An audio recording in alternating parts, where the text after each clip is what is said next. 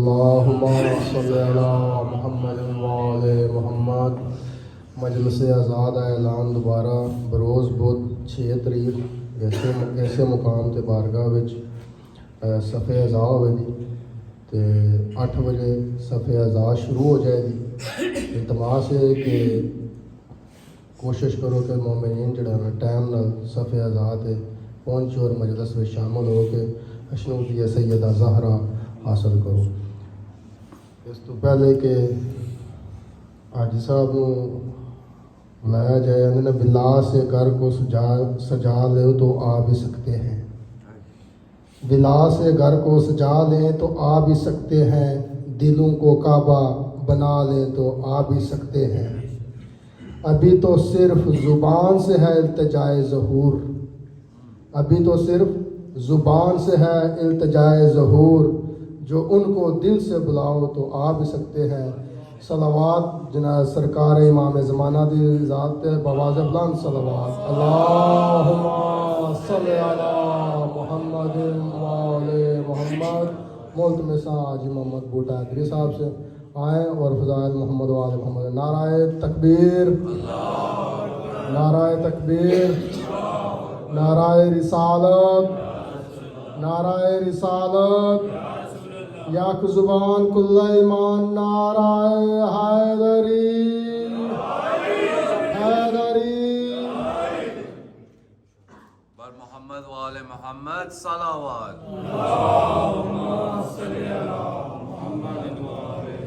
اعوذ باللہ من الشیطان الرجیم، بسم اللہ الرحمن الرحیم، الحمدللہ رب العالمین، الصلاۃ والسلام علی سید الانبیاء والمرسلین، جد الحسن والحسین، ابی القاسم محمد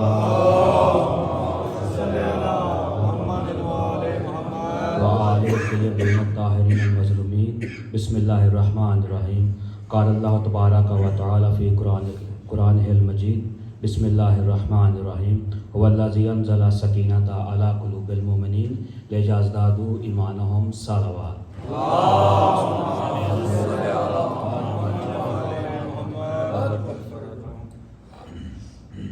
مصروفیت اتنی زیادہ ہوتی ہے کہ ایک شخصیت ایسی یہاں تشریف فرمایا کہ ہو سکتا ہے وہ آنے والے مجالس میں نہ آ سکیں کیونکہ بہت مصروف ہے، اور ان کے اس عزاداری کے سلسلے میں بہت زیادہ کنٹریبیوشن ہے۔ تو مرتضیٰ بھائی، میں آپ کا خصوصاً شکریہ ادا کرنا چاہتا ہوں تمام مومنین کی طرف سے کہ آپ نے ہمیں یہ سہولت فراہم کی ہے کہ اس گراج میں بیٹھ کر ہم ذکر محمد وآل محمد کرتے ہیں۔ اگر یہ نہ سہولت فراہم ہوتی تو شاید ہمارے لیے کافی مشکل ہو جاتا یہ کرنا۔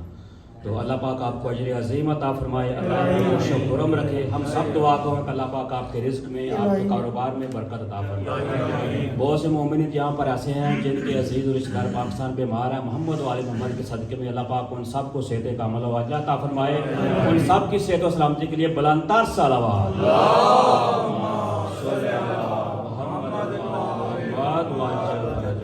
جن مومنین کے والدین اس دنیا سے چلے گئے ہیں ان کی بخشش کے لیے بلند تر صلوات۔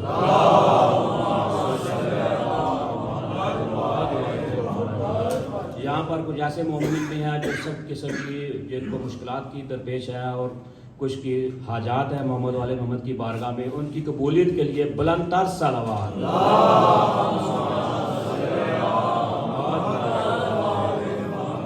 کچھ مومنین ایسے بھی ہیں اس محفل میں جو کہ کافی پریشان ہیں، محمد وآل محمد کے صدقے میں اللہ تعالیٰ ان کی پریشانیاں دور فرمائے۔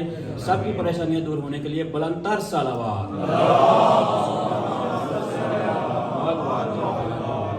جن مومنین نے آج کی مجلس اعزا کا لنگر تیار کیا ہے، اس میں حصہ ڈالا ہے، اللہ پاک ان کے اس لنگر کو اپنی بارگاہ میں قبول و منظور فرمائے، ان کی توفیقات میں اضافہ فرمائے۔ عزیزان گرامی، رانا صاحب نے بہت اچھی رہنمائی پڑھی ہے اور میرا ذہن کافی حد تک چینج ہوا ہے موضوع سے ہٹ کر، لیکن میں اپنی اس طرف جاؤں گا نہیں امام زمانہ علیہ السلام کے بارے میں، بلکہ جس مقصد کے لیے ہم یہاں جمع ہوئے ہیں آج، شہزادی سکینہ سلام اللہ علیہ کی شہادت کے بارے میں نے آپ کے سامنے سورہ فتح جو کہ 48واں سورہ قرآن کریم کا اس کی آیت نمبر 4 کی تلاوت کا شرف حاصل کیا۔ اللہ تعالیٰ فرماتا ہے کہ هو الذی انزل السکینۃ، وہ اللہ ہے جس نے سکینہ کو نازل کیا علی قلوب المؤمنین، مومنین کے دلوں پر۔ کیوں نازل کیا؟ لیزدادوا ایمانہم، تاکہ ان کا ایمان میں اضافہ ہو جائے۔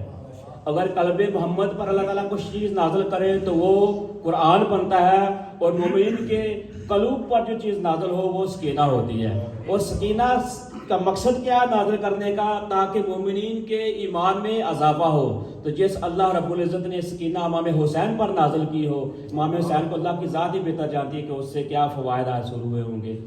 تسکین قلب حسین شہزادی سکینہ سلام اللہ علیہا، تسکین روح حسین شہزادی سکینہ سلام اللہ علیہا.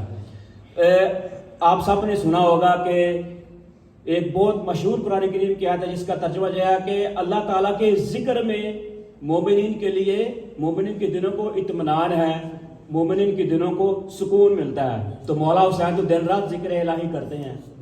ذکر الہی کرنے کے بعد پھر بھی سکون مولا حسین شہزادی سکینہ کو سینے میں لٹا کر ڈھونڈتے ہیں. شہزادی سکینہ سلام اللہ علیہا کی یہ جو آیت میں نے پڑھی جو سورہ فتح میں ہے، عموماً ہم لوگ کہتے ہیں کہ شہزادی زینب سلام اللہ علیہا فاتح شام ہے. بے شک وہ فاتح شام ہے، لیکن شہزادی سکینہ سلام اللہ علیہا بھی فاتح شام ہے. دربار یزید میں یزید کی بیوی، یزید کی بہن اور یزید کی بیٹی کے مکالمے ہیں امام حسین کی بیوی سے، امام حسین کی بہن سے اور امام حسین کی بیٹی سے. جناب شہزادی سکینہ سلام اللہ علیہ سے مکالمہ کیا ہے، بات کیا ہے یزید کی بیٹی عاتقہ نے.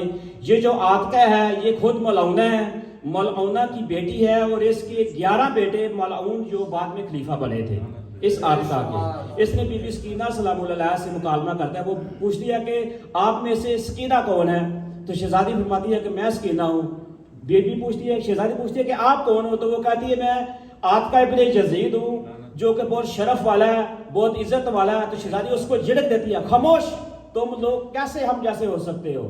ہرگز تم ہم جیسے نہیں ہو سکتے. یہ شہزادی سکینہ سلام اللہ علیہ کا وہاں پر بولنا یہ آسان نہیں ہے. ذرا صورتحال کو سمجھے. جس کے سارے خاندان کو شہید کر دیا گیا ہو، جس کو جزیرے پہن کر اور گرفتار کر کے شہر بشہر کریا بکریا بازاروں میں گھمایا گیا ہو، اور صورت قیدی ایک دربار میں کھڑا کیا گیا ہو، اس کا اس لہجے میں بولنا کوئی آسان کام نہیں ہے. بی بی نے اس لہجے میں بول کے بتایا کہ اصل میں قیدی ہم نہیں، اصل میں قیدی تم ہو. شہزادی سکینہ سلام اللہ علیہا ایک ابراہیم دمشقی مومن ہے دمشق کے. ان کی 3 بیٹیاں تھیں. میں بس ذاکر صاحب کو بتا رہا ہوں، وہ آ رہے ہیں، بس 2-3 منٹ میں چھوڑ رہا ہوں میرے پاس. ان کی 3 بیٹیاں تھیں. شہزادی سکینہ سلام اللہ علیہا ان کے خواب میں آتی ہیں اور آ کے انہیں کہتی ہیں کہ اپنے بابا سے کہو وہ سید ہے، میری قبر میں پانی رس رہا ہے، اور اپنے بابا سے کہو کہ میری قبر کو پکی کرے اور اس پانی کو بند کرے. وہ سمجھتی ہیں کہ شاید جو ہمارے ایسے جیسے عام خواب ہوتے ہیں اس طرح سے یہ خواب آیا ہے، تو انہوں نے اگنور کر دیا اس خواب کو. دوسرے دن پھر سیم خواب آتا ہے. شہزادی سکینہ ان کے خواب میں آتی ہے اور انہیں کہتی ہیں کہ اس طرح سے میری قبر میں پانی آ رہا ہے، اپنے بابا سے کہو کہ میری قبر کو پکا کرے. دوسرے دن وہ پھر اس طرح سے سستی کا مظاہرہ کرتی ہیں، بتاتی ہیں روز اپنے بابا کو کہ ہمیں یہ خواب آ رہا ہے، لیکن وہ اس کے اوپر کچھ اس کو سیریس نہیں لیتے. تیسرے دن پھر یہی خواب ان سیدزادیوں کو آتا ہے اور کہتی ہیں، بی بی تھوڑے سے سخت لہجے میں کہتی ہے کہ میں 3 دن سے آ رہی ہوں تمہارے پاس اور تمہیں کہہ رہی ہوں کہ میری قبر میں پانی آ رہا ہے، تو اپنے بابا سے کہو کہ اس پانی کو بند کرے. تو اس وقت سلطنت عثمانیہ تھی. اس کے بابا جو بھی گورنر تھا اس وقت کا، اس کے پاس گیا اور جا کے کہا کہ اس طرح سے میری بیٹیوں نے خواب دیکھا ہے، شہزادی کی قبر میں پانی آ رہا ہے اور وہ چاہتی ہیں کہ ہم ان کی قبر کو پکا کریں. تو وہ جو گورنر تھا اس کہتا ہے کہ آپ کی کریڈیبلٹی اتنی ہے کہ ہم آپ کا ٹرسٹ کرتے ہیں، آپ ایسے نہیں ہے کہ آپ جھوٹ بولیں گے، تو لہٰذا آپ یہ کام خود اور اپنی بیٹیوں کو ساتھ لے کر آپ خود ہی اس کام کو انجام دیں، آپ سید ہیں. ان کو اجازت ملی، پردہ کیا گیا. وہ سید جو ہے، سید ابراہیم دمشقی جو ہے، اپنی 3 بیٹیوں کو لے کر شہزادی کی قبر کے پاس جاتے ہیں. عزیزان محترم، شہزادی کی قبر کو وہ کھودتے ہیں. زیادہ انہیں کھودنا نہیں پڑا کوئی بھی، صرف تھوڑی سی مٹی ہٹاتے ہیں تو شہزادی کا جسم مبارک انہیں نظر آنا شروع ہو جاتا ہے. کیونکہ جب شہزادی شہید ہوئی تھی، شہزادی کو لے کر سید امام سجاد علیہ الصلوۃ والسلام کڑیوں والے ہاتھوں کے اوپر لے کر انہیں جا کے زندان میں دفن کرتے ہیں. تو آپ اندازہ کر سکتے ہیں کہ سید سجاد نے کڑیوں والے ہاتھوں سے جنزیریں پہنے ہوئے کتنی قبر کھودی ہوگی. بس مولا نے تھوڑی سی مٹی ہٹائی جس میں وہ شہزادی کو اپنی بہن کو رکھ سکے اور اوپر سے کور کر دیا. بس اتنی ہی قبر سید سجاد بنا سکے، اس سے زیادہ نہیں بنا سکے. تو بی بی کی جو جسم مبارک تھا، اس کی بیٹیوں نے اسے اپنے ہاتھوں میں پکڑا ہوا تھا اور وہ سید ابراہیم جو ہے وہ بی بی کی قبر کو پکا بنا رہے تھے. تو وہ دیکھتا کہ تھوڑی دیر کے بعد اس کی بیٹیاں چیخ مار کر روتی ہیں پھر خاموش ہو جاتی ہیں، پھر تھوڑی دیر بعد وہ چیخ مار کر روتی ہیں پھر خاموش ہو جاتی ہیں. تو وہ بولتا ہے بیٹا کیا بات ہے، ٹھیک ہے بی بی کی جسم مبارک آپ کے پاس ہے جتنا گریا جائے کام ہے، لیکن یہ تم تھوڑی دیر بعد چیخیں کیوں مارتی ہو؟ تو وہ کہتی ہیں بابا جب ہم اس کے رخساروں کو دیکھتے ہیں تو ہمیں چیخیں نکل جاتی ہیں، کیونکہ آج بھی بی کے رخساروں پر جو ہے وہ نشان واضح ہیں. اللہ لعنت اللہ علی قوم الظالمین وصلی علی متزین.